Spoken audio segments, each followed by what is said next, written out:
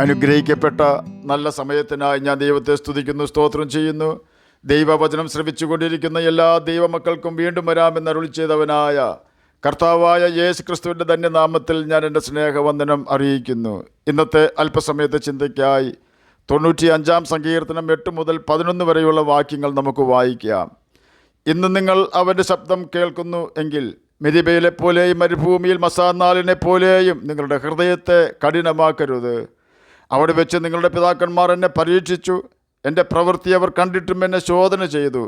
40 ആണ്ട് എനിക്ക് ആ തലമുറയോട് നീരസമുണ്ടായിരുന്നു. അവർ തെറ്റിപ്പോകുന്ന ഹൃദയമുള്ള ഒരു ജനമെന്നും എൻ്റെ വഴികൾ അറിഞ്ഞിട്ടില്ലാത്തവരെന്നും ഞാൻ പറഞ്ഞു.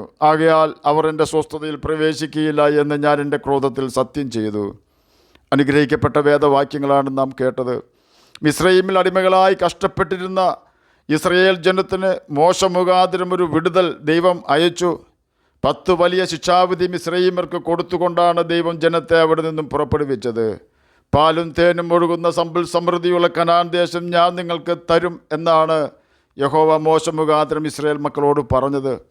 ഈ കനാൻ ദേശത്തിലേക്കുള്ള യാത്രാമധ്യേ ചെങ്കടലും യോർദാനും മരുഭൂമിയും ചൂടുകാറ്റും വെള്ളമില്ലാത്ത സാഹചര്യങ്ങളും ഭക്ഷണമില്ലാത്ത അവസ്ഥകളും എല്ലാം ഉണ്ടായെങ്കിലും ഓരോരോ പ്രതിസന്ധികളും ദൈവം തന്നെ തരണം ചെയ്താണ് ജനത്തെ നടത്തിയിരുന്നത്.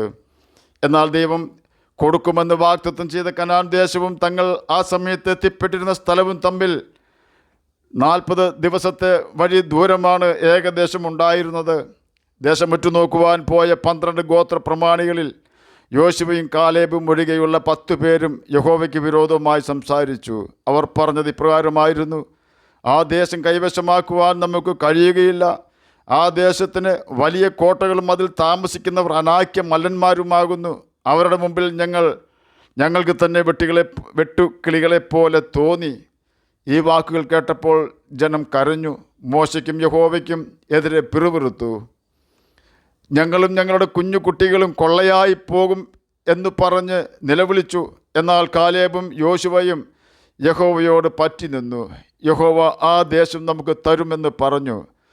ജനം മോശയ്ക്കും യഹോവയ്ക്കും എതിരെ പിറുപിറുത്ത് മോശയെ കല്ലെറിയുവാൻ തുടങ്ങി.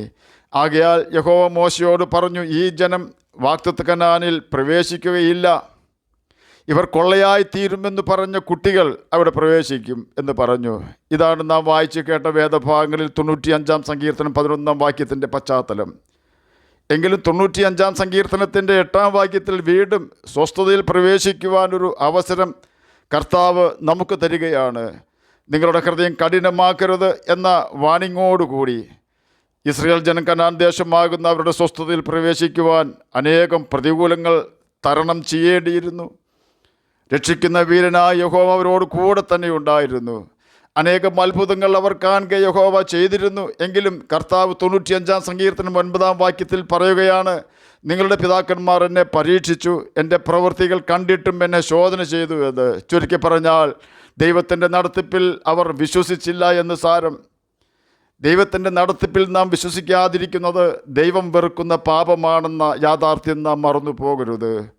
മാർത്തയും മറിയായും നോക്കുമ്പോൾ ലാസർ ഉയർക്കുക എന്നത് സാധ്യമല്ല, അവരെല്ലാം ഉയർപ്പിക്കുന്നത് എന്ന് അവർ മനസ്സിലാക്കിയില്ല.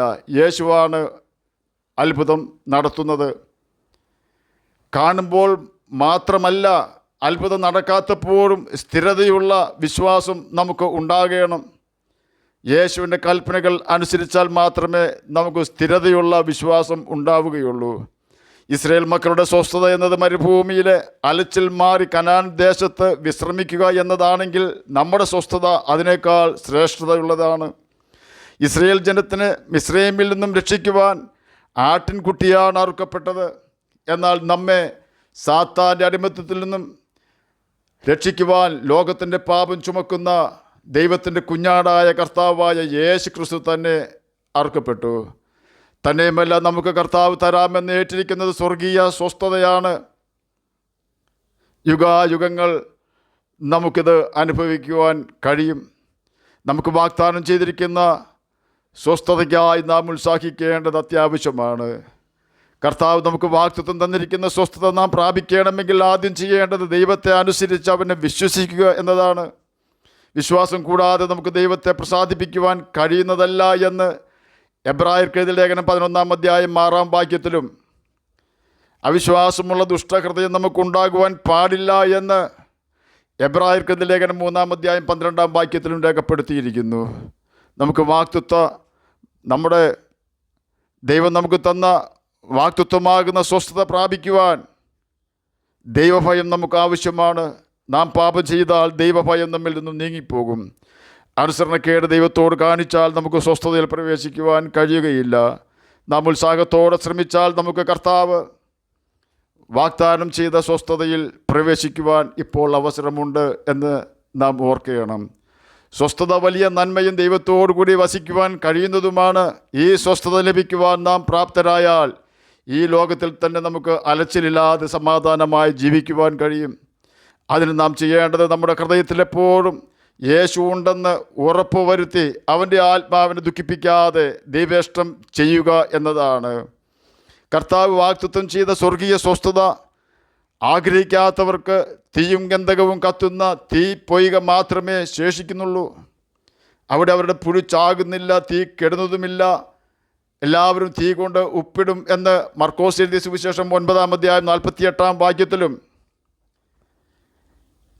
നരകത്തിൽ അവർക്ക് രാവും പകലും ഒരു സ്വസ്ഥതയും ഉണ്ടാവുകയില്ല എന്ന് വെളിപ്പാട് പുസ്തകം 14-ാം അധ്യായം 9 മുതൽ 12 വരെയുള്ള വാക്യങ്ങളിൽ 11-ാം വാക്യത്തിൻ്റെ അവസാന ഭാഗത്തും രേഖപ്പെടുത്തിയിരിക്കുന്നു. എന്നാൽ ഇന്ന് ലോകത്തിൻ്റെ അഴിഞ്ഞുപോകുന്ന പ്രയോജനമില്ലാത്ത സന്തോഷം ഉപേക്ഷിക്കുവാൻ തയ്യാറായിക്കൊണ്ട് നമ്മെ സ്നേഹിച്ച് നമുക്ക് വേണ്ടി തന്നെത്താൻ ഏൽപ്പിച്ചു കൊടുത്ത കർത്താവായ യേശു ക്രിസ്തുവിനെ അവൻ്റെ വചനം അനുസരിച്ചുകൊണ്ട് സ്നേഹിച്ചാൽ നിത്യാനന്ദം നമ്മുടെ തലമേൽ ഉണ്ടാകും എന്ന് യെശയ്യാ പ്രവചനം 35-ാം അധ്യായം 10-ാം വാക്യത്തിലും, നിങ്ങളും പുറപ്പെട്ട് തൊഴുത്തിൽ നിന്നും വരുന്ന പശുക്കിടാങ്ങളെപ്പോലെ തുള്ളിച്ചാടുമെന്ന് മലാക്കി പ്രവചനം 4-ാം അധ്യായം 2-ാം വാക്യത്തിലും രേഖപ്പെടുത്തിയിരിക്കുന്നു.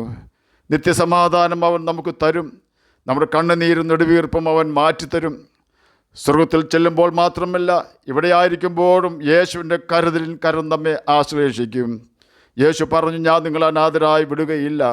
ആകയാൽ കർത്താവിൻ്റെ കൽപ്പനകൾ അനുസരിച്ചുകൊണ്ട് നമുക്ക് നിത്യജീവന് അവകാശികളായി തീരാം.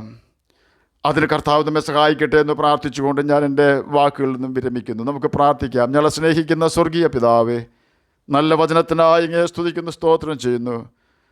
എന്നെ കേൾക്കുന്ന ഏതെങ്കിലും പ്രിയപ്പെട്ടവർ അങ്ങയെ തിരിച്ചറിയാതിരിക്കുന്നുവെങ്കിൽ അങ്ങയെ തിരിച്ചറിയുവാൻ തക്ക ഹൃദയം അവർക്ക് കൊടുക്കണമെന്ന് പ്രാർത്ഥിക്കുന്നു.